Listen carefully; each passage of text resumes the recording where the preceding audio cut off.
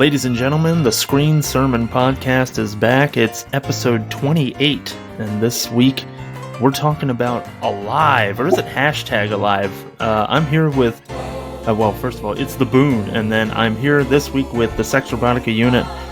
Once again, got his technology issues situated, and I'm certainly glad that that Riverside, the platform that we use to record the show, was able to resolve your problems. How are you, sir? Yeah, I'm fine.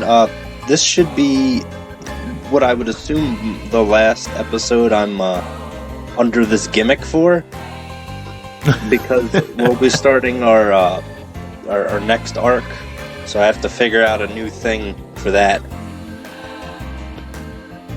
Yeah, so we'll have some episodes here coming up in between, but yeah, the new arc starts, I think, that first week in November. Our first recording week in November is the next arc, which we'll, I guess, formally announce when we get there, rather than jumping ahead. I think maybe I should go, but my handle for this pod should be Josh, and then whatever my gimmick is in quotation marks, so it doesn't get confusing. You're not like, who the hell are all these characters? Yeah, no kidding. So yeah, it's Josh, the Sex Robotica unit, aka SR. Yeah, I'm just nipping that problem in the bud before it becomes an issue. You're like a really modern rapper with one of those really long hyphenated multi-part names. I was gonna actually, you beat me to it, but I was gonna bring up a shout out to Riverside, because I was having trouble last week. Couldn't make it to the men episode, which sucked, but they resolved everything, and they were real fast with their response time too. So. Nice. Thanks a bunch, Riverside, for all you do for the show and for getting Josh's stuff figured out. That way we could get our robot back on the show. And yeah, it sucked not being able to have you on the episode for Men last week to wrap up the Alex Garland arc. I mean, for multiple reasons. I could have been the one to defend the movie against two people who did not like it. Yeah, I mean, that was a huge part of it, right? It would have been nice to have the dissenting voice. That way we could actually have like a debate. And then beyond that, just that, you know, you had started the arc and you had been there for the first two episodes, and so it sucks that you weren't able to be there for the last one. But I mean, all in all, Cody and I were happy with the episode, and we thought it came off well, but I do think the dynamic would have been good if we had you to kind of, bounce off of us and say, well, this is what I think that meant, or this is why that was good, or whatever. Because as it stood, it was just Cody and I dogpiling on it, like that scene from fucking Office Space, and Men was the copy machine, or the fax machine. So, But yeah, unfortunately right now the Alex Garland arc is behind us, and as we mentioned on the show last week, whether or not Cody and I are pleased with Men specifically as a film is one thing. We're still excited about Alex Garland as a body of work and as a director, so you know, his next film that comes out, we're certainly going to be excited to see and then talk about it on the show anyway. And just continue to add to the Alex Garland arc over the years and things like that. So it's not like it left a complete sour taste in our mouth, or we've given up on him as an artist or anything like that. Yeah, his next film is Civil War or something like that. That's right, and we mentioned that on the show, and evidently it's starring Kirsten Dunst. I don't know a damn thing about it. And with everything going on, you know, with the strikes and stuff like that, who knows when that'll see the light of day, or when we'll hear anything else about it. Unless it's A24, I guess. It is. Oh, it is? Okay. Well, there you go. So A24 is Unstruck, correct? Yeah, but I don't know what the actor situation is for that. Oh, that's a good point. I knew that they were fine as far as writing goes, but I can't speak for the acting portion. Okay. Well, you definitely can't make a movie without both sides. So, yeah. So as I was kind of mentioning from the top, is this supposed to be called hashtag Alive or just Alive? Both. It is both. Okay, cool. All right, so if I just stick to Alive throughout the course of the film, people will know, or, you know, it shouldn't be that difficult.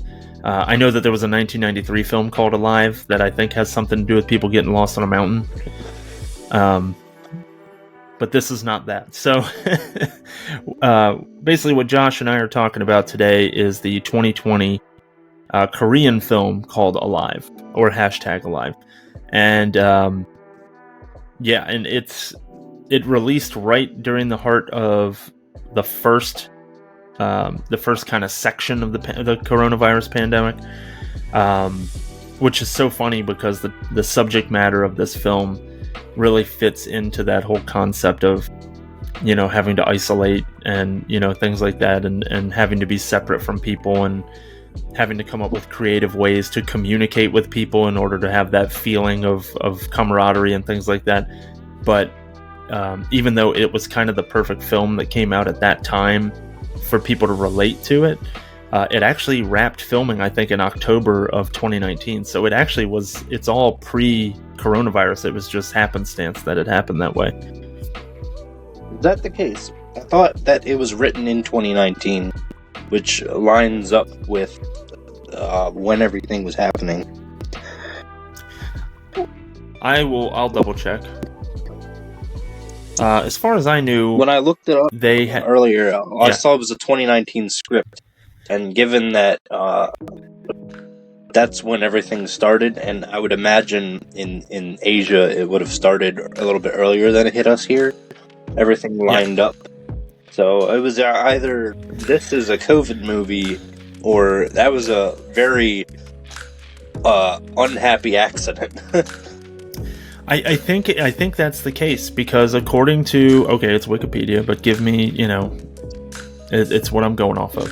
Principal photography began in October of 2019 and wrapped in December.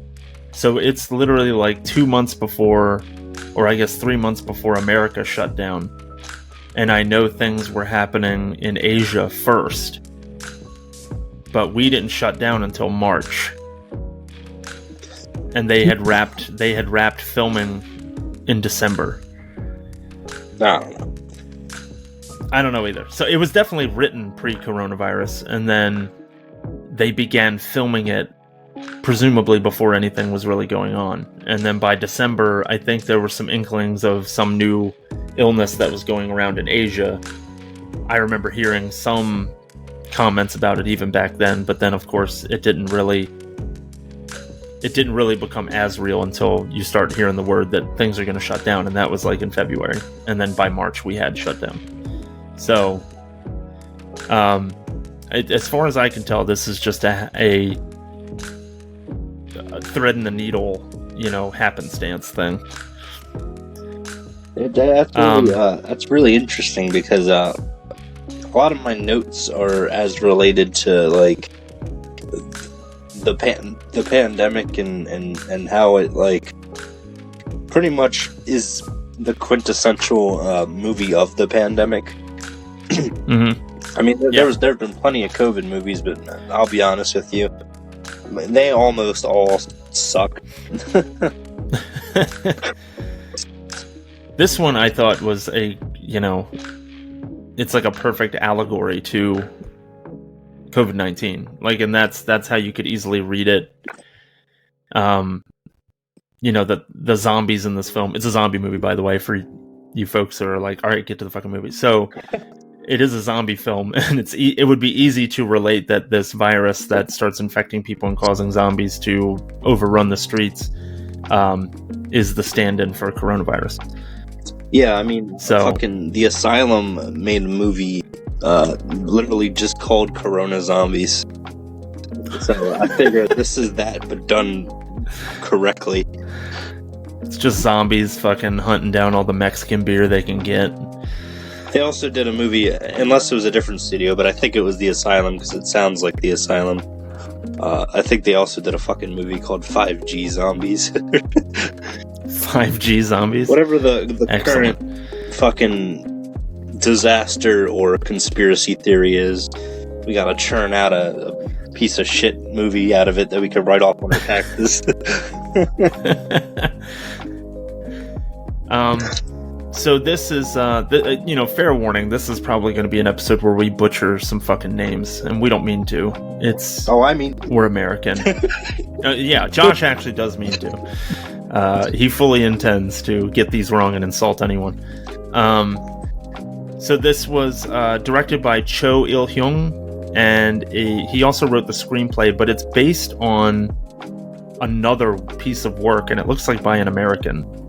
Right. Okay. So what I said to you privately, hours after I watched the movie, finished my notes and whatever everything, is when I was doing what little fucking research I could find on the film, because when it comes to background knowledge for foreign films, I can't find much that's not like fucking Wikipedia, and I try to avoid that. So I got pretty much nothing. Other than there was a script that was for a movie called Alone, an American horror film released in 2020, and it was co-adapted into this South Korean film called Alive. So there is an American version of this film that was released the same year, and I didn't know that, or I would have suggested it for VVV, but what are you gonna do? Is it the same premise? Like it's an American person stuck in an apartment? No shit. Goddamn. Okay. I mean, yeah, it would have been a good topic, but to be honest, I mean, not that we would have never gotten to it or anything, but we have so many good ideas for version versus version episodes that, you know, this one's kind of...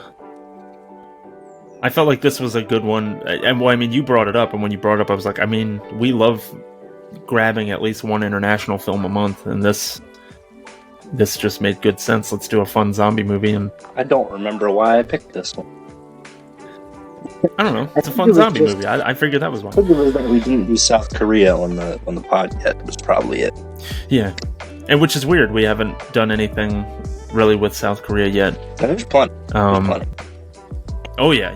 And I like a lot of their stuff that I've seen, and the shit's all over Netflix. I feel like Netflix has a ton of South Korean stuff. We almost did a South Korean film, but fucking the powers that be made us not able to do Hunger.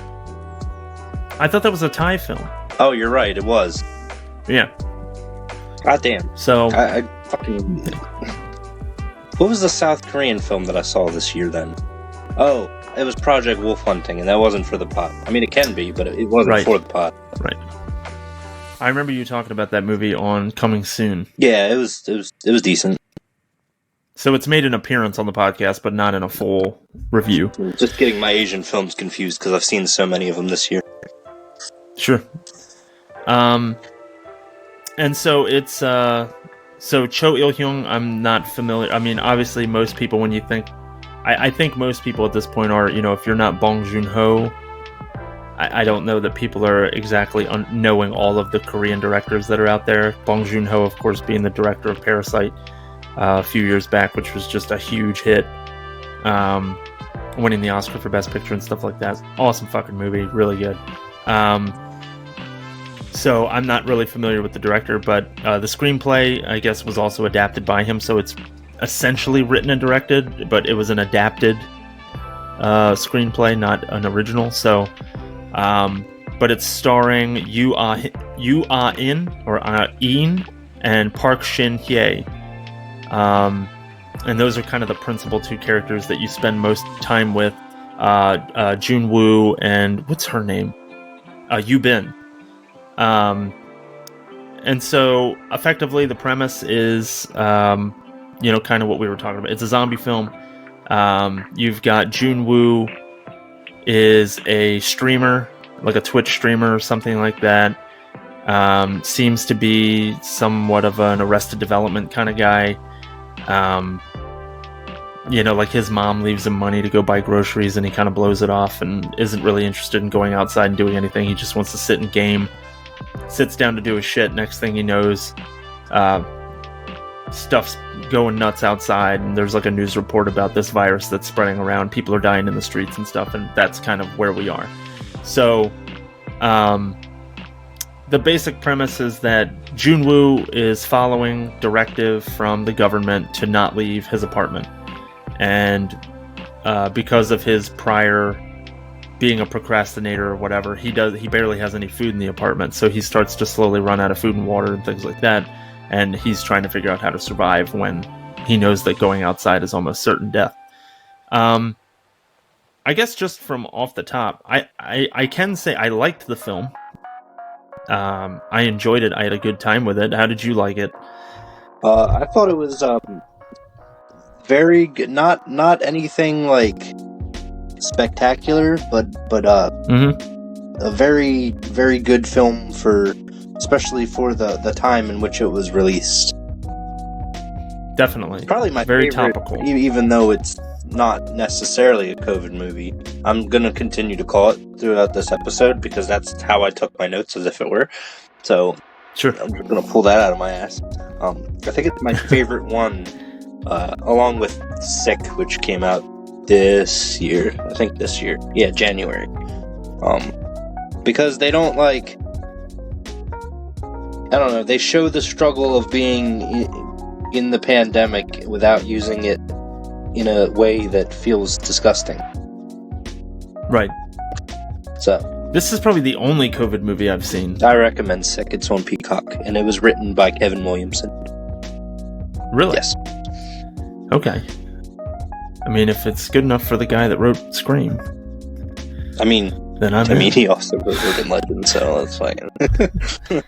Which I like. You're a big Urban Legend mark too. I like Urban Legend, but it's got a layer of cheese you have to sift through that Scream doesn't. It's very true. I mean, a lot of films in that era did. It's the same thing with I Know What You Did Last Summer. Yeah, they got a lot more.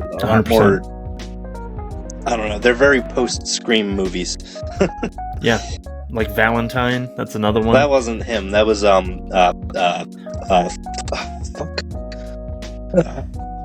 Jamie Blanks. Well, no, yeah. So I know he didn't write it, but it's just another one of the... Wait, Kevin Williamson wrote I Know What You Did Last Summer? Did he not? I didn't think he did. Well, maybe he didn't. I don't know. I was about to say, I didn't know that all the Scream clones were also written by Kevin Williamson. I don't know. Maybe you're right. I just kind of... Maybe I'm attributing that to him falsely because of the whole fucking Scary Movie thing.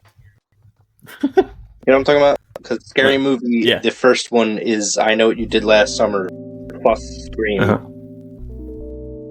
Oh no, I just looked it up. He did it, so we're good. I was about to say, I'm looking into it now. Yeah, he wrote it.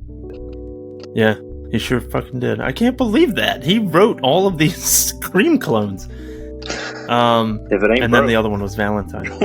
I guess. I guess you're right. Okay, he had nothing to do with Valentine. It was Gretchen J. Berg, Aaron Harberts, Donna, and Wayne Powers. So it had 4 writers. Weef. I know what I was wrong about. What's that? Kevin Williamson did do I Know What You Did Last Summer, did not do Urban Legend. I think that was also Jamie Blanks, who did Valentine. So we're bringing it all back. Right. What? Yeah, we're just gonna we're gonna parse through Wikipedia on today's episode. That's gonna be our thing. But Urban Legends was written by Silvio Horta, who I'm not familiar with him either. Urban Legend directed by Jamie Blanks, who also did Valentine. Yup. Cool. Right. Those two are very hard to separate in my mind, apparently. Yeah. Jesus, Jared Leto's in that movie. I was just reminded of that. Anyway. Back to the movie we're fucking supposed to be talking about. Back to the fucking movie, yeah.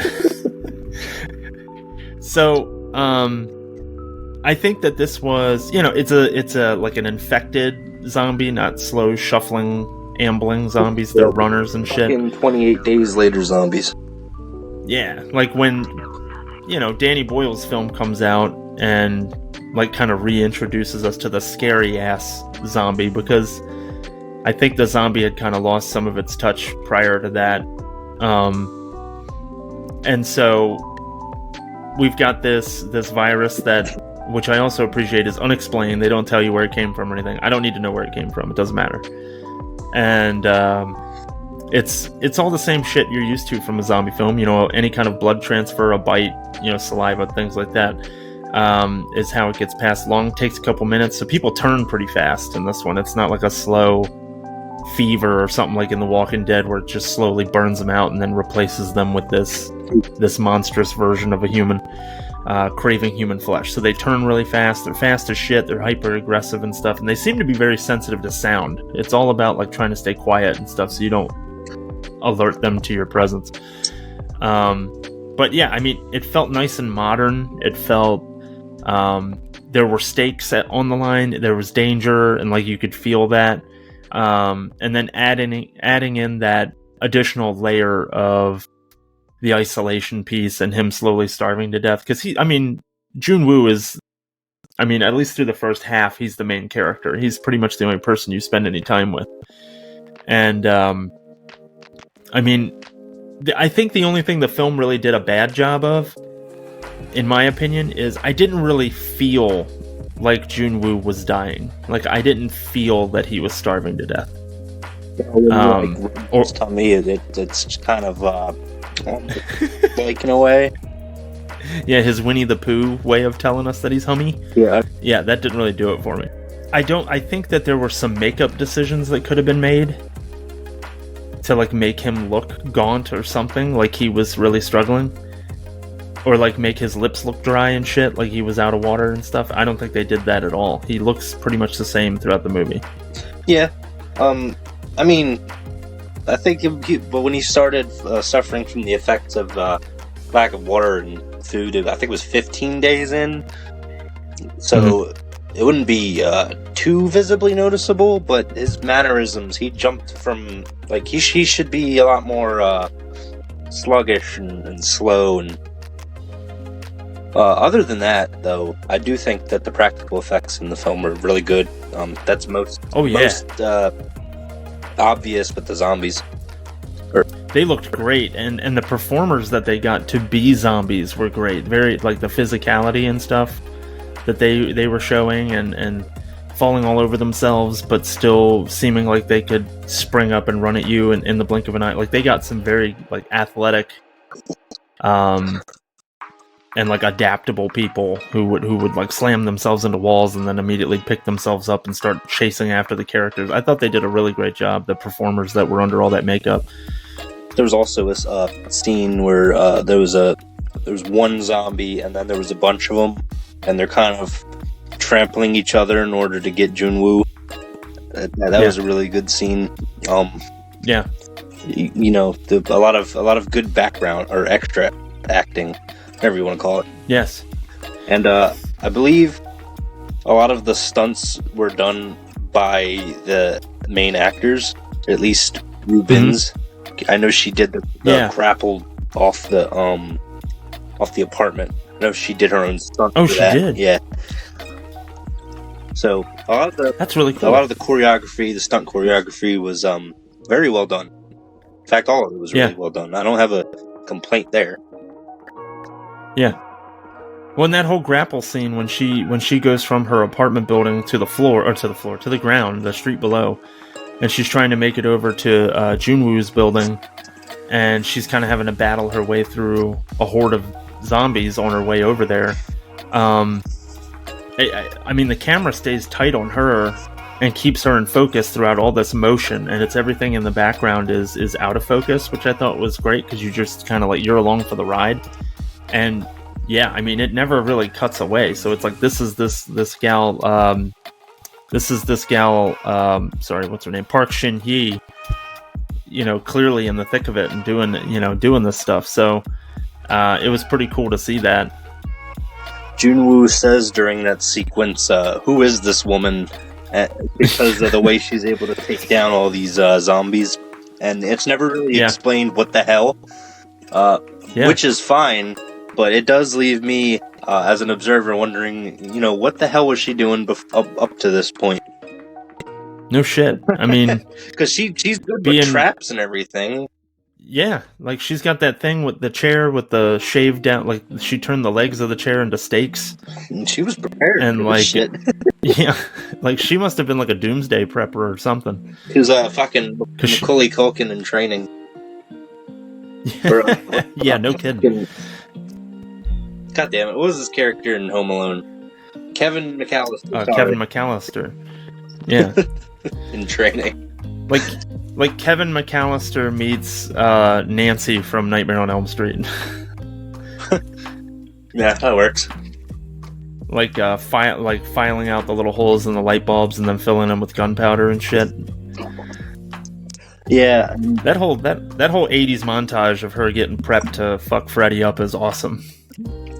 I think it was best done in fucking, I can't remember what nightmare it was because the numbers all blur to me after the second one. But the one where she had all her friends get killed, and then she has the powers of her friends, their character traits, and then she goes to fuck up Freddy. So all of a sudden, she knows how to use nunchucks and shit. Isn't that Dream Child? It was one of the three. Yeah. I don't remember. I don't know. I want to say it's Dream Child, the fifth one. Friday and Nightmare are very hard for me to remember the exact number in which things happened. I have a better handle on the Friday series than I do the Nightmare series. It depends on which one. Yeah. For me. Because there's like a noteworthy thing about each of them. But whereas yes. Nightmare has an arc of 3 films that all have the name fucking Dream in the title. And it really confuses me.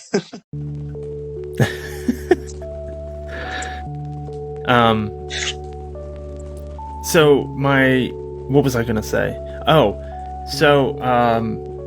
When you were saying he has like some behavior that kind of is indicating that he's dehydrated or something like that, is that when he's listening to the music and like freaking the fuck out? Well, that was because he was drunk.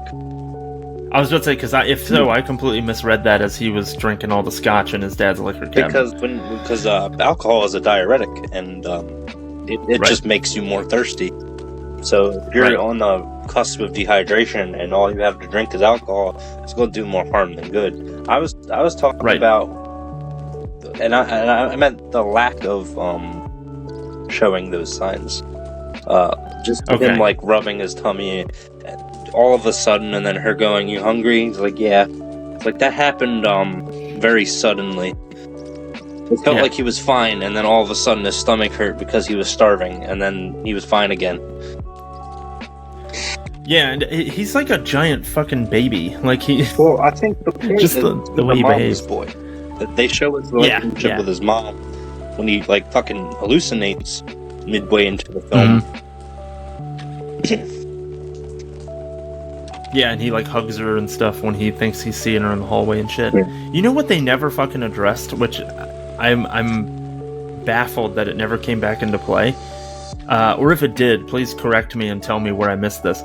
When he gets the dude and locks him in the bathroom, we never see that guy again. What dude? The first zombie that he encounters before... Well, he's not a zombie when he first encounters him. He's just a guy from the hallway. He ends up turning in his apartment and attacks him, and Junwoo managed to battle him down into the bathroom and lock him in there. And he never comes out. And killed him, but that might just be me misremembering.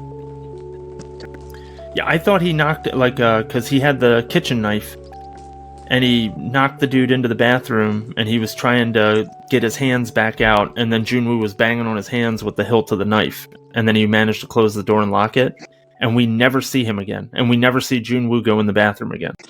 I don't know. Either he's just dead, for real, or he's starved to death, because they do establish that that's a thing that can happen.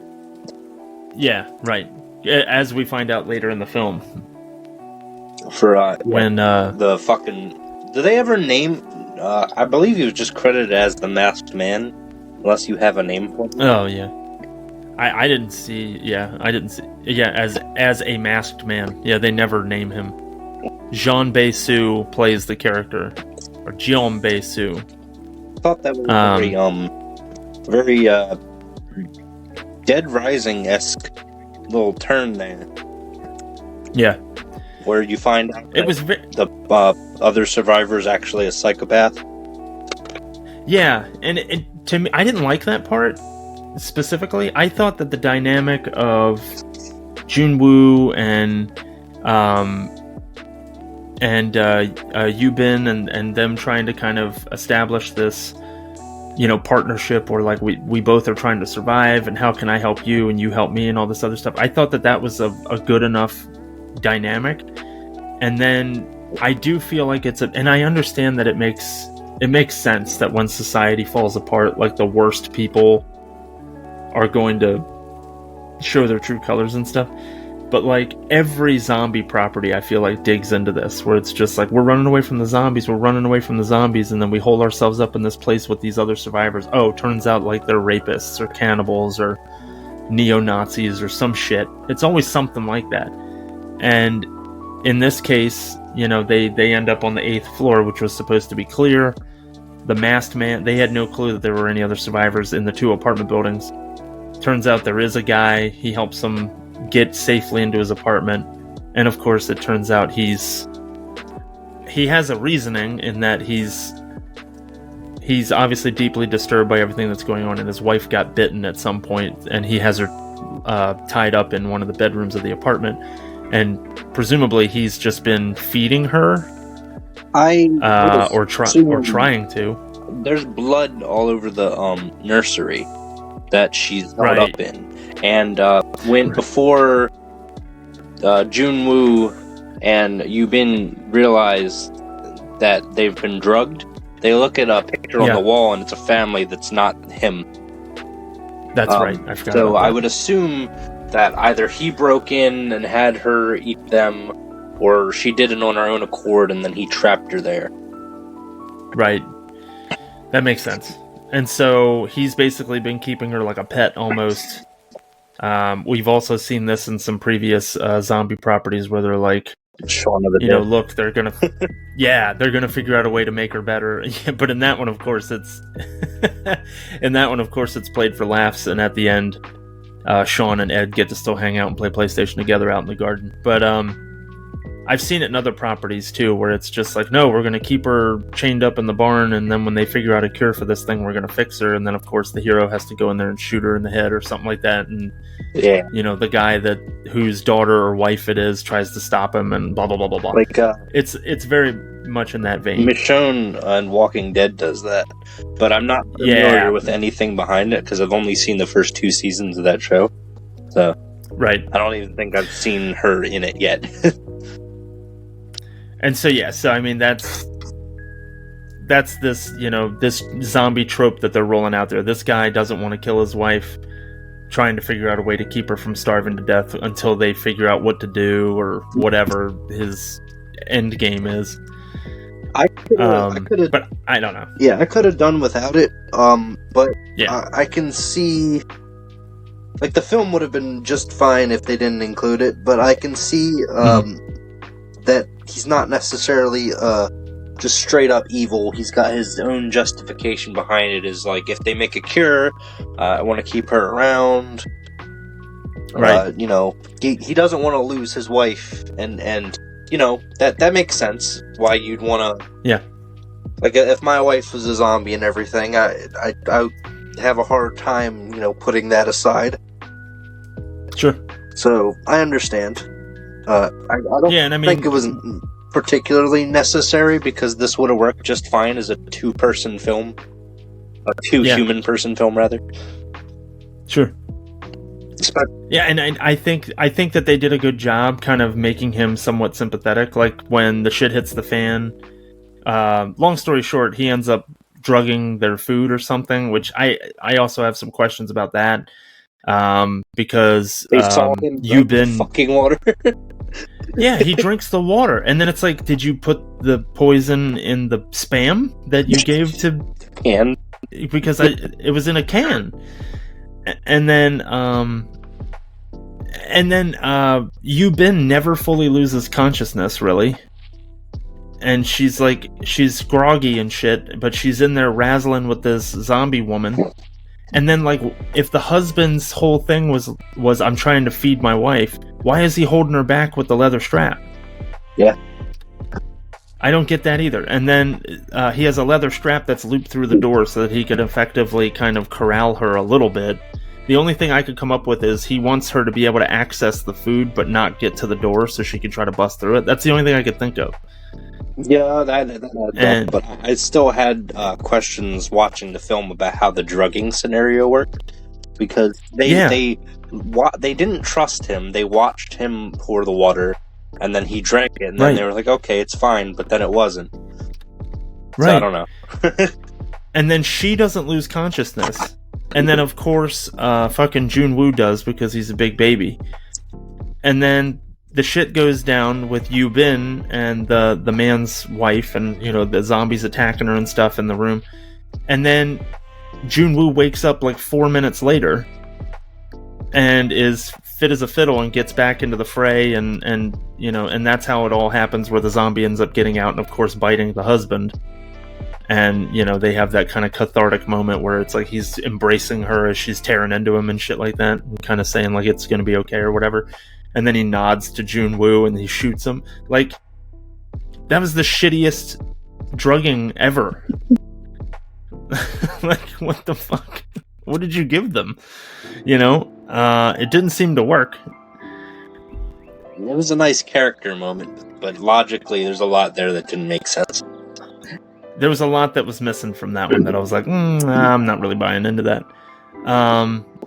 And then the other piece of it that I think, now that I'm talking about it, so I guess the way that I should explain it is, this is a deeply flawed film. I think that if I think too long and hard about any one moment in it, I'm like, but why? Why did that happen? Or like, how did they make that happen? How did that happen? But inevitably, I enjoyed the movie. Yeah. So I can shit on it in terms of like the logic went out the window for a lot of things. And I understand. It's easy for me to sit here and say like, well, that's not realistic. It's like, well, none of it is. It's a zombie film. Yeah, I get it. I understand. But there are still you can still give me zombies that eat people and stuff like that, but still have the rest of the movie make sense, or like the rest of it subscribe to some kind of logic. And there's a lot of things in here where they kind of didn't do that. And so, or they would set something up, but then it didn't count later or something like that. It was things like that. But all in all, I did enjoy the film. And I will say there was parts of this that were absolutely fucking haunting, even though I wasn't a fan of the wedging in the crazy guy thing. I thought that whole scene was definitely creepy. Just this concept of, him keeping his wife chained up and feeding her like an animal. And the other thing that I thought was really great,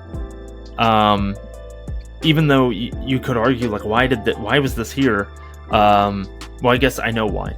The policewoman, or I think she's a policewoman that you see, she has a whole, like, vignette toward, like, the second chunk of the film, like, after everything is established. It's just Jun-Woo watching her from out the window as she's trying to get away, and she's doing what she can, and she has a revolver, and that revolver comes into play later in the film, and that's essentially what this whole vignette is even for, is to introduce the concept of the revolver. And but you stay with this woman for a good 3 or 4 minutes as she's trying to fight off this horde, and they eventually get to her, and when she has some issues reloading, and then she thinks about killing herself, like she holds the gun up under her chin and shit like that, and then the zombos inevitably fucking bump her hand or something, and she drops it, and then they drag her off into that, it looks like a subway entrance or something, and when they round that corner, there's so many more of them in there, and she was already getting fed on by 3 of them. Just that horrible, like, you already know you're fucked, like, it's over, and then they drag you off into this the entryway to this subway station or something, and there's dozens more in there, and you're like, oh my god, like, this is going to be the worst thing that's ever happened. And Jun-Woo, of course, has a very feeble attempt to try to get their attention by throwing empty bottles out the window. It doesn't work. So they basically just tell him to fuck off, and they eat this woman off screen. But that whole, like, chase sequence and them attacking her and stuff, like, it was really shot well, and it was very dark, and it definitely bothered me as an audience member, like, oh, just watching this woman get to this point where it's like, you can't come back from that. As soon as they start chewing on you and stuff, it's over, like, and just feeling really bad. So I thought that was a really well done sequence, and it does set up the revolver later on, but again, it was just kind of like a vignette that was kind of thrown in there where they could have taken it out and it would have been fine, but I liked that it was in there. That's one of the. There's a few bleak moments in this film because it has a lot to do with suicide or attempted suicide, and that's one of them. Later on, after Junwoo's been posting all this stuff on social media, you can compare it to how he did in the lockdown, where he's communicating with people online when he has service. Yeah. Uploading videos as he normally would. They did have a funny moment where he, out of habit, was like, comment, subscribe. Yeah. Which I thought was really cool, especially since now we could fucking plug that in our own thing. Absolutely. But later he makes his final or what would be his final video. Just says hello, goodbye, and then he turns it off, and then he goes to hang himself with a cord of some sort hanging out the ceiling. Yeah, and that's when we're introduced to Yubin. And then later on, when he's talking about how she saved him, she says, "Oh no, it was your will to survive." And then it pans over, and she's looking up at it, and she had tried to hang herself, but the noose broke. Yeah, I thought that was a nice touch.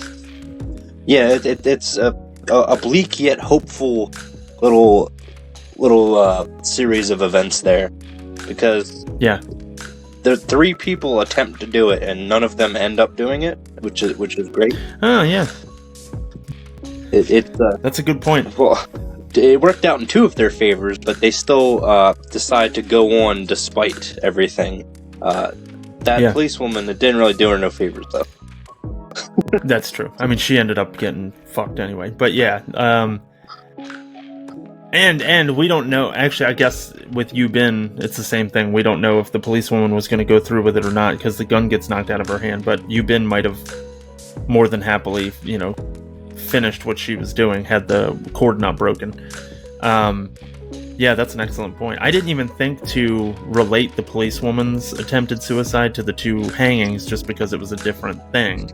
But yeah, that's a good point. There are several attempts, and none of them actually happen. Well, with Yubin, after the noose broke, she sort of went, all right, well, fuck it, that so much for that, because she, as far as we know, she didn't attempt it again, and this is before she met Junwoo. Right. So she said a line, and I forgot to write it down, so I don't have the exact quote, but she says a line to Junwoo after he's talked about her saving him, like, no, I didn't save you, it was your will to live. So I guess that it breaking for her, I would imagine it was some sort of sign. She was like, oh, we'll keep on going. And with that being said, I'll relate that to another sort of theme. And this would have been way more prevalent with the COVID comparison, but fuck it. Her being locked in with the zombies all around her, she still tries to maintain a sense of normalcy, and that's shown with the plant.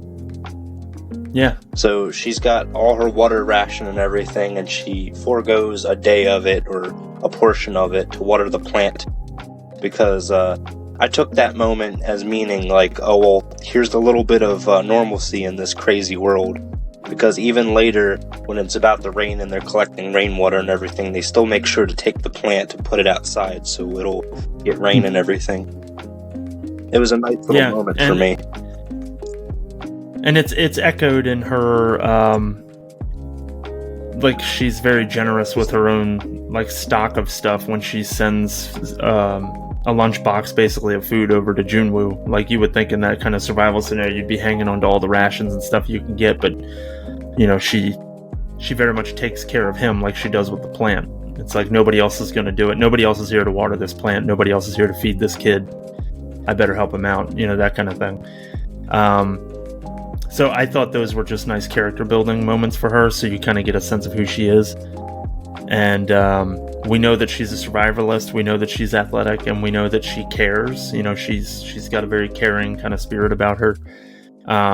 All things that, Junwoo absolutely needed in order to help him kind of make it through this ordeal. I also wanted to point out the plot contrivancy of him living next door to the Mountaineers.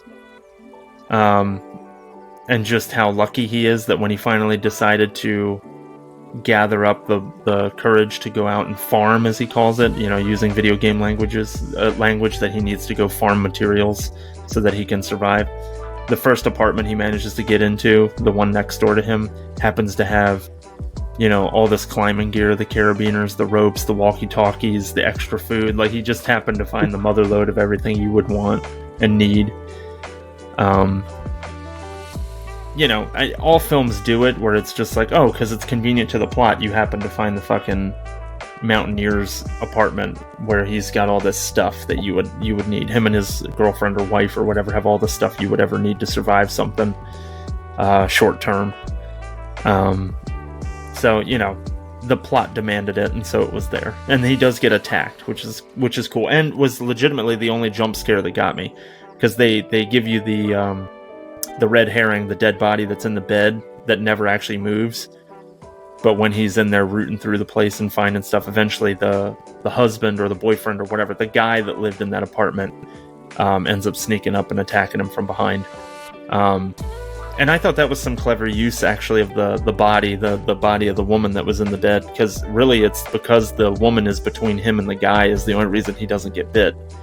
Because there's just that much space between the zombie's face and his body. It ended up working out perfectly in his, he's a very lucky guy, obviously. Yeah. Sheltered. Yeah.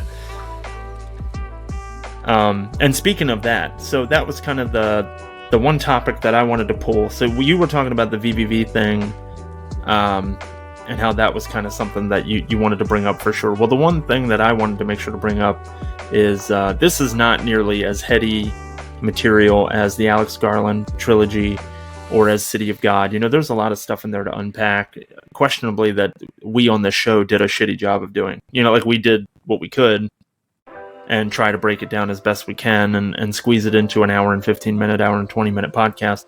But, our understanding is limited, and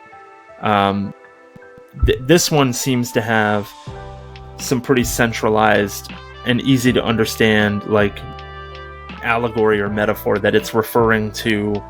And most zombie films, I feel like, are doing similar things. This is all about socioeconomic strife, and how in the mid-2010s there was this concept that was going around, specifically like social media in South Korea and among millennials. So like people of that age group, people of your age group specifically, I would say, in their 20s and stuff like that at the time. This concept of Chosun, Hell Chosun, and effectively what it essentially is saying is that living in South Korea is just this like hellish and hopeless place for people of their generation. And a lot of it, and I don't 100% know, but there seems to be two sides to the coin.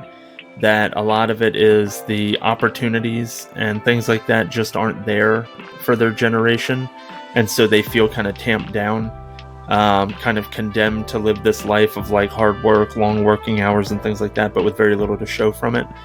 But then there seems to be kind of the more traditional side on the other end that think that the only reason millennials, or the folks from this generation who kind of started this Hell Chosun movement, they're just lazy, or they have arrested development and they don't want to put the work in to make something of themselves and stuff like that. Well, anyway, it effectively caused a lot of the younger, kind of tech savvy folks within South Korea to withdraw and kind of stop going out and stop socializing and things like that. And it really kind of seemed to cause this period in time where everybody was withdrawn and the only real communicating that was happening was online. And so they were reflecting a lot of this, in like Junwoo's character, and, how he was much more personable. He was much more of an entity on this planet, even when he was online in his, MMO and stuff like that. And he has people who know him and follow him and all this other stuff. But his mom asks him to go out and get groceries, and he's like, he has no interest in going outside. And it's just this concept that like you're trapped, you're trapped in South Korea, you can never get out, and like the establishment is going to make sure that you don't have the means to go anywhere, you don't have the experience that you would need to get anywhere, you know, and things like that. So just some interesting stuff. And obviously, you know, I'm not part of the South Korean culture, and so I'm probably butchering this. But there's a lot out there about how this was kind of riffing off of that whole concept of the Hell Joseon and the Taljo, which was the inverse of that, which is effectively leaving Chosun, or leaving hell, as they say. That there was this movement to get out of South Korea. You know, all the folks from that age bracket wanted to leave. So, and you can certainly see that reflected here. You know, his very like hermit-like existence and things like that. And the government tells him to stay in his apartment and never leave, and he just, you know, he's complicit and says okay, and you know. But his laziness and things like that are what kind of puts him in the position that he's in, where he's got no food, he's got no water, he has nothing. And then on the other side of the courtyard, you have this woman who it seemingly has been planning for this her whole life. I don't know what the hell is up with her, but it worked out. That's a lot deeper than I thought we were going to get to on this pod for Alive before we started doing it. That was, you know, zombie flick. Yeah, well, I mean, you know, like Night of the Living Dead. Romero's. Yeah. Yeah, exactly. Like that had racial. I mean, I wouldn't even say they were undertones. It was just tones. That movie was about race. Yeah, yeah, yeah. So more than likely will fucking get covered at some point. I'm sure. We'll find someone who hasn't seen it. Well, and we could do a VVV of it, easy. Yeah, it's a fucking VVV. Multiple 8-part saga. Fucking every country's adaptation of it. Lucio Fulci. Yep. Fucking excellent. I've never seen those. The Zombie from Lucio Fulci? I haven't either. I just rewatched the first 2 films in the Gates of Hell trilogy. Cemetery of the Dead and The Beyond for the fucking marathon I'm doing. And yeah, that's its own arc in the future. Yeah. Probably in the far future, because you know, an arc of strictly foreign films, while I absolutely would love to do that, is very on a we'll see what people are interested in basis, I'd imagine. Yeah. I had honestly, and we're just going into fucking podcast logistics, but like I had a vision in my head at one point that you know, we might do a month where we just do nothing but international movies or something. Oh, 4 in February? You know, there you go. I do that. You know, why not? Yeah. Well, so. Okay. But yeah, I mean, that was Alive. I don't know. I don't really know. I can't comment on the stuff with Hell Joseon more than I am, because I don't want to misrepresent, because I feel like I already am.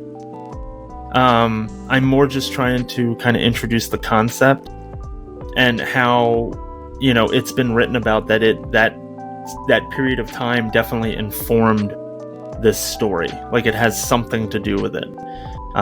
You know, Junwoo's character is definitely born out of this concept of this kid that feels like he's stuck in South Korea and has he's basically been told and beaten down, not literally, but just with this concept that he'll never leave.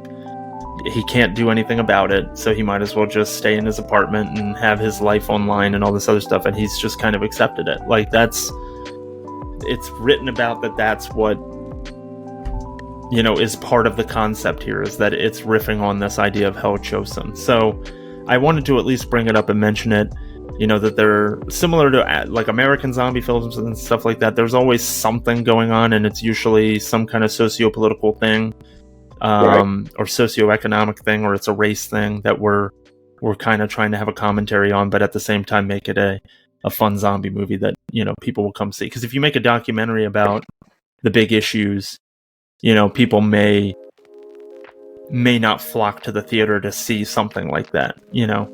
I would dare say, and I don't want to turn this into a second part for men, but I would dare say if they were a little less overt with some of the themes or some of the stances that film seemed to be trying to take, I think it would have been much more approachable, and then you could have gotten some of that stuff across in subtle ways rather than just beating me over the fucking head with it. But anyway, so yeah, I mean, I don't know. That's alive for me. Did you have anything else that we didn't touch on? Just a couple moments that I put a little star next to on my notes because they stood out to me. We talked about some moments that were like fucking gut wrenching. Yeah. One we didn't bring up was when he was finally able to get enough cell service to listen to this voicemail he got from his family, and he can hear his family being murdered on the thing while they're telling him, just go on, stay alive, which is the hashtag stay alive is something he brings up at the beginning of the movie and is repeated throughout in his videos, and then at the end when other people pick up the hashtag, it turns into just hashtag alive because there's hope. A very hopeful ending, by the way. Everybody definitely being rescued by the government and everything. Ooh, and that based on what I was just talking about with the Hell Joseon thing, what does that mean toward it? Because I guess we should wrap that up too, and also just let folks know, if you don't plan on watching the movie but you're listening to the show anyway, which is weird. A helicopter arrives, and they make it up to the roof of the apartment building, and they're getting chased down by a giant horde of zombies, and a bunch of military folk gun them all down with machine gun fire, get them on the helicopter and fly them out of there. So they do make it out, and it's with government assistance that they're able to escape their fate. Yeah. And it's all the reason that they're able to identify survivors is because Jun Woo started this hashtag, and everyone else picked up on it and started posting themselves holding a poster with their address to tell them where the survivors were. That's right. I forgot that he started it. I thought that he saw it and then just started participating. I thought that he is the first one to do it, and then everyone picked up. You might be right. Yeah, because he had a following. Yeah, they didn't. Yeah, they also he he had a name, an online persona that he was known for. I didn't think to fucking write it down. Yeah, I forgot. I also forgot. It's an American name too. It's like fucking. It's a last name, Hermanson or some shit like that. That's not it, but it's something like that. That's a terrible last name. No, it's not. Anyone named Hermanson out there, I apologize. I don't mean it. And if you're have any or South Korean or grew up in South Korea or have any knowledge of South Korean politics, feel free to chime in. Love when people do that. Please do. And also, if your last name is Hermanson, please feel free to chime in. Yeah, tell me to fuck off in the comments. I deserve it. Yeah, please do. Most of our international film reviews are the ones that end up getting, comments and stuff, and it's very nice to hear from people, and they usually help us by cleaning up some of our cultural misappropriations that we make on the show, which are many. So when we did like the Bahubali films and stuff like that, people were chiming in and saying like, well, actually when they do that, it's because of this, and it's because this happened in our country all these years ago. And I'm like, I'm sorry, I've never been there. I don't know. So I need you to educate me. So yeah, please do. Tell me more about Hell Joseon and how I'm getting it wrong, or how maybe I'm getting it right, but I'm just scratching the surface, because I'm sure that's what it is. So the last couple notes, I think I have 3. There was a moment where a nice little moment. They establish right up front that the zombies have an instinctual need to do the things that they were doing before. So when that hiking rope, fuck's it called? The name of it is eluding me. I don't know. Yes, honey, fetch my hiking rope. The name for it is on the tip of my tongue, but I can't remember what the hell it is. I mean, I'm clearly not throwing any words out there, so I don't even know. God damn it. Whatever. Anyway, the hiking rope. Hashtag hiking rope. God damn it. It's live. The firefighter zombie ends up using it to climb up after her failed attempt to, Oh, I should have just said climbing rope, you dumbass. Anyway. Sorry for that. That's what it is. Yes. Anyway, he uses it to climb up and everything, and this table that she has for ballast is kind of ends up flying and knocking her over like a fucking Attitude Era ref, which I thought was like the way that just took her out is very unlike we see her in the entire rest of the film, where she's able to withstand all this stuff, go through zombies. She's a badass, but then all of a sudden she takes one table and takes one thwacking and she's out. I did take that. So I hadn't considered that all of a sudden she was very fragile in that moment, which is a good point. But I did, and maybe the film did this on purpose, and maybe I just filled in the gaps for them. I took that to be she hit her head on the floor. It could be the case. Like the table wiped her legs out, and then she hit her head on the floor. It felt out of character for me after everything else we've seen. So there was that. That was actually two of the moments right there with the fucking firefighter. Yeah. There's also a part where when Junwoo does hear his family being killed on the voicemail, he goes outside and he just absolutely fucking massacres a zombie out of anger. Which is with a golf reasonable response. I mean, that's legal murder. You know. I also think that it speaks to like the class stuff and the differences that, you know, Junwoo is clearly from something of an affluent family. Like his dad has all these expensive scotches and shit like that, and then when it comes time to have to kill zombies, like what's his weapon of choice? A fucking golf club, which is just a symbol of class.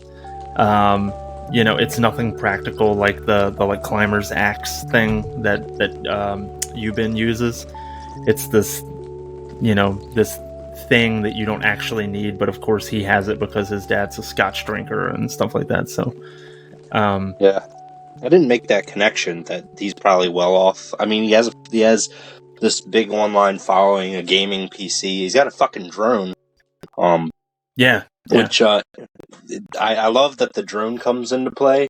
I like that scene, and also on the topic of drones, there's a lot of drone shots that show the height of this high rise and the city below it, so you get a good feeling of the setting, because it takes place, you know, in these apartment buildings and then in between these apartment buildings, and those are your only real locations. So you get a sense of how high it is, you know, how far they have to throw the ball, how far apart they are, yet how close they are. Yeah. Which you could, you know... Like, it might as well be in a whole other country. You could... when you have a sea of zombies. Yeah, you could tie that to the COVID thing if you make that comparison, but that might just be something we're doing retroactively, where you have people all around you and you're, you know, suffering from loneliness because you can't go outside, you can't talk to people, you're doing shit on Zoom. So you got people that are, you know, a baseball throw away over there that you can't really interact with, and you're using shit like walkie-talkies, you know, Zoom, but in the realm of this film, the walkie-talkies and all that. And the last little fun note, and this isn't deep or anything, it's just something I thought was really funny, is there's a scene where Junwoo's running through someone else's apartment, and he fucking pulls down a pull-up bar and takes the zombie's neck out. I was going to ask you what the hell that was. It's a pull-up bar. I was going to ask you what the... Is that what it was? Because I thought it was just like some kind of feature that, like, in Korea, these are these things that they have in apartments, because he knew it was there and he knew what to do with it. You can install pull-up bars above, like, your door frame and then use them to pull up. and he fucking pulled it down and clotheslined a zombie with it. Yeah, it didn't. I mean, I've seen the over-the-door pull-up bars and stuff in people's homes or in their apartments or whatever. I've never seen one where you're able to kind of pull it down almost like a lap bar on a roller coaster and then have a dude run into it. I thought it was some kind of feature in Korean apartment complexes. They have these things and I was like, I wonder what that's for. It didn't even click that was a pull-up bar. But with them being like mountaineering people, that makes a lot of sense. Yeah, that was really, really fucking funny to me. Because I didn't see that, because it was like in an instant. I didn't see it coming at all. Yeah. So good awareness. That's all the notes I have for that. I think we were out of here pretty quickly this time around. Yeah, I mean, it's a pretty quick film. It goes fast, and it's not long to begin with. It's about an hour and a half. It's a little bit more, I think, but I mean, it's snappy. Goes quick. Action moves fast. It's a cold open. Like, you don't get the title card until like 15 minutes in, because they really do all the establishing stuff of what the hell's going on first. And it's pretty nonstop from there. Yeah, I mean, it has problems. It's not a perfect film by any stretch of the imagination, but I had a lot of fun with it. I enjoyed it. And yeah, I'd watch it again. There's part of me that feels like there's more to see from this universe, and I feel like it kind of happened because there's a series from South Korea that takes place in an apartment building, and it's a zombie show, and I can't remember what it's called, but it's very similar. It's gonna be another woe situation. Huh? Is it going to be another woe situation where because foreign films are usually accessible. Well, a lot more of them are accessible than foreign television shows. Yeah. Well, it's called All of Us Are Dead. That is an anime, I think. Well, it's based on an anime. Okay, so it's the live action, and they have a live action, like Zom 100. Yeah, which was a movie that wasn't very good. And you know what? Now that we mention it, I think All of Us Are Dead was on like my honorable mentions. Yeah, over the summer or something like that. Wait, wasn't that Zom 100? Oh, that might have been Zom 100 because I watched that. Yeah. So All of Us Are Dead is another zombie Korean television show adapted from an anime. Well, I don't really watch anime, so whenever these things happen, I'll watch the movie or whatever, and I kind of get the dumbed down version of, because it translates. It goes from manga, and then they have to do an adaptation into the anime, and then you get it through another filter to the live action. So you're getting like a third-hand version of whatever the original person's ideas were. Yeah. So that's what because when I watched Zom 100, which was fine, it was only fine. It felt like that it could have been something, and it probably was, because I know there's a whole anime series, and when you have to condense something into like a 90-minute feature, you'll lose a lot of the flair. Sure. Like, I know that there's Death Note movies, and I can't imagine how they do a whole just one film. Yeah, when I know they did that on Netflix, and I never watched the anime, so I'm not even familiar with that, but I think people were pretty unhappy with it. All of Us Are Dead, the synopsis is, a deranged science teacher enacts a horrific experiment, causing a local high school to be overrun with zombies. As the outbreak spreads to the city and the beleaguered authorities struggle to contain it, a group of trapped students must band together and use their wits in order to survive and escape safely. Safety. This could easily be in this universe. Yeah. And this is just where the outbreak started. Some things, and perhaps even Alive, could do with stretching it out. Because it did we were at, when the climax happened, we were at day what? The last title 21 or was it something? Day 15 was the last? I thought it was 21. It might have been, but it was over the course of this month that everything happened. And if it weren't for the title cards, you wouldn't know it, honestly. Yeah. Everything felt very. It would just be like days. Yeah. Yeah, like how can you live off of one jar of fucking Nutella for a month? For instance, right. It just kind of felt like it was all over the course of 3 days. Yeah, very fast. But yeah, I mean, I had fun with it. There was part of me, and it might be just my fandom of zombies as a thing, like the zombie genre. I enjoy zombie stuff. There was part of me that was like, oh, I'd like to see more out of this city. Like, what happens next? And do they manage to stop the outbreak or whatever? There was part of me that wanted to see more, like what happens next. And that's because I had a good time with it. So kudos. I think it's definitely worth the time.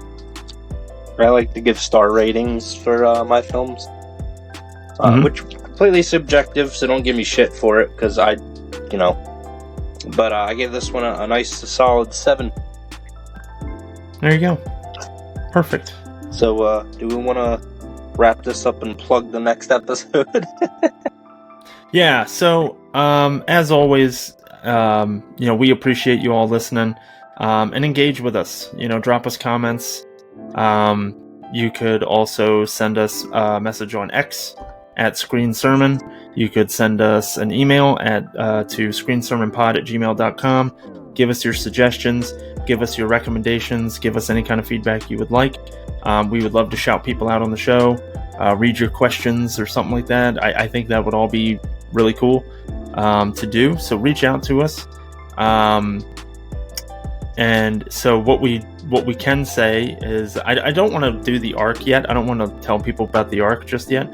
But what we will do is to let everybody know that we are doing a version versus version next. So the next 2 episodes are going to be VVVs, and we are doing TMNT versus TMNT. So we're doing the 1990 original film, and we are stacking that up against the 2014 Nickelodeon distributed remake produced by, I think, Platinum Dunes. Michael Bay was involved, right? Yeah.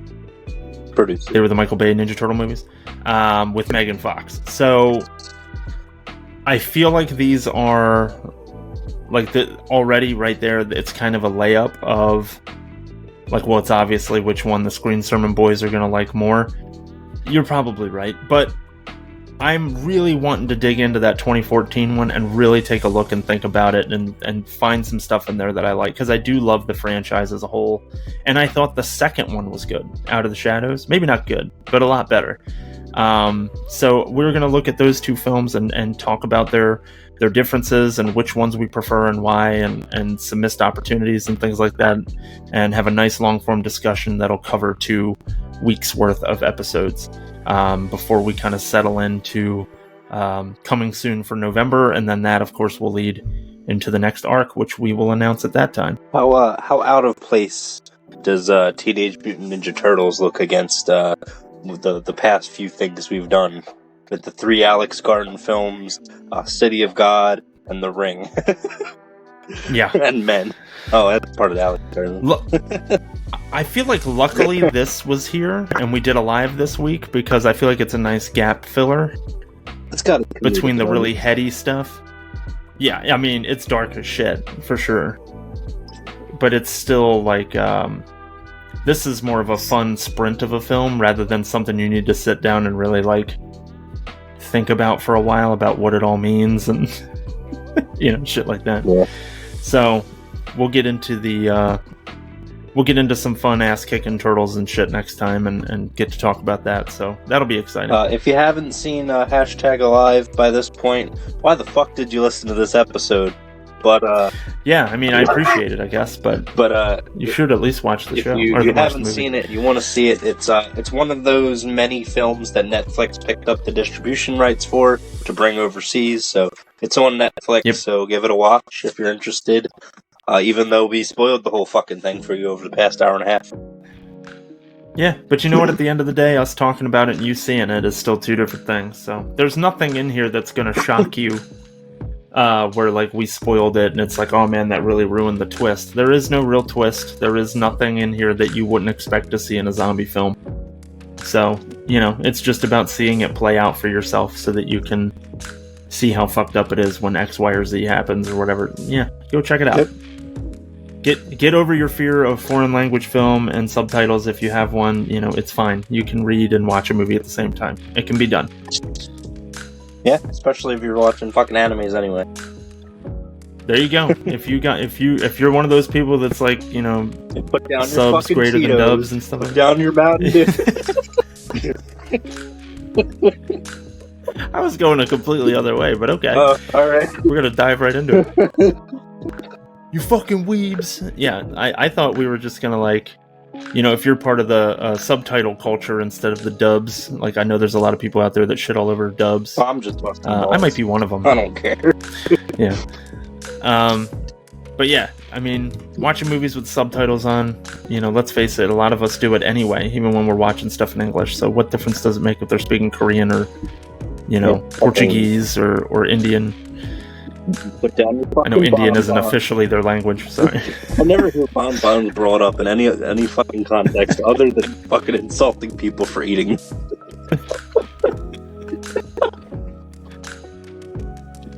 All right, folks, we're gonna let you go before we, yeah, fucking hiking rope and bonbons. We're gonna let you go this week before this devolves into madness, and we'll see y'all next week for some TMNT. And Josh, thanks for being with me this week to chat about Alive. You'll be back. Thanks, Riverside. Hopefully, no more hiccups.